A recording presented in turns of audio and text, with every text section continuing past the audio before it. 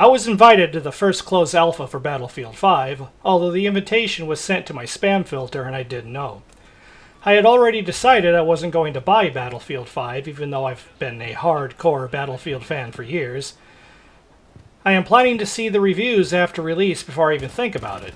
Like many other gamers, I am not happy about the direction EA is taking with Battlefield 5. Being told that if we don't like an overwhelming number of female characters to just not buy the game, a lead developer going on a full-blown SJW rant about his daughter, the crazy customization options that more than hint at the fact there will be endless microtransactions in the game, etc., etc. I have been one of the more vocal people in the community about these issues. Even with all that being the case, I was invited to the second closed alpha this week. Curiosity bested me, and I decided to give it a try. I should start out mentioning I was playing the alpha on PC. I am running a i7 7700K, overclocked to 4.5 GHz, a GTX 1080, overclocked as far as it can be stable, and 16 gigs of high-speed DDR4 RAM. I was playing at 1080p, with the graphics setting set to auto at a 90-degree field of view. Hashtag PC Master Race. Running the game in DirectX 12 made the game unplayable and I had to revert to DirectX 11. I am unsure what was causing this since some other players were having issues with DirectX 11 and it was working fine with DirectX 12 for them. God only knows. But on to the gameplay. Once in the game, Battlefield 5 feels like the Battlefield games of the past we know and love. It actually felt good to play. The bullet spread and time to kill feels to be somewhere in between Battlefield 4 and Battlefield 1, which is not a bad spot for it to be. However, I would prefer the game feeling more like 4 than 1. Spotting of enemies is completely gone. Instead of placing a carrot over the enemy and showing them on the map, your spot button now places an icon where your crosshairs are pointing at the time. There is a delay before it disappears, however I did not have a chance to time how long that takes.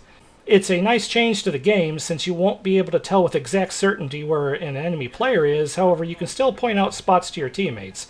It's a welcome addition in my eyes. You also now have a revive timer that you can slow down by holding your trigger and yelling for help.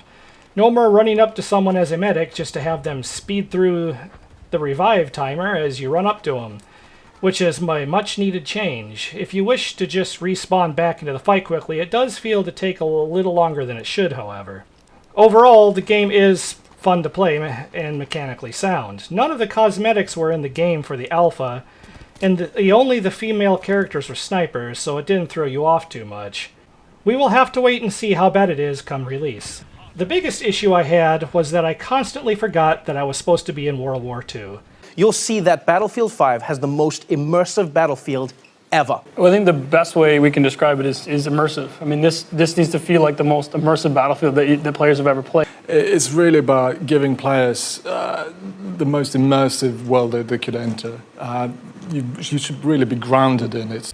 The only time I ever remembered that this was supposed to be a World War II game was when an ME-109 flew over my head, which was far and few between. I did get a chance to fly a plane, and I did not care for it.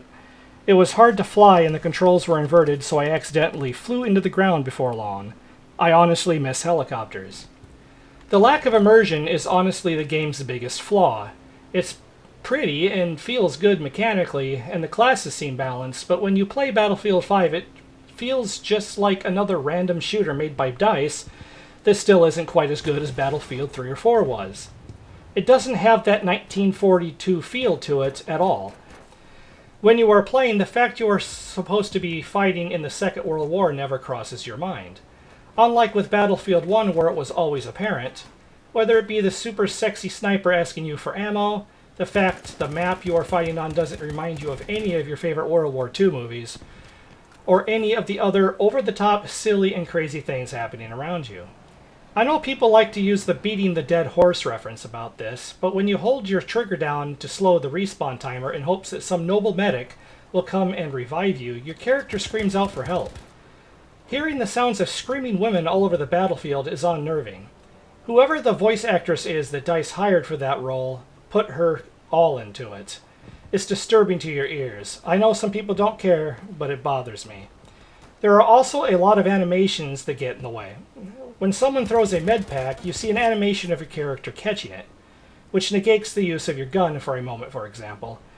Running around and shooting in the game feels fine, however the game as a whole feels a bit off. It's just different enough to feel awkward, but only time will tell if it's for the better. If you like what you see, it will be more than playable in the usual DICE fashion. However, with everything we have been hearing about the game combined with some of the new quirks, I'm not sure if the slightly better gunplay will make up for the difference.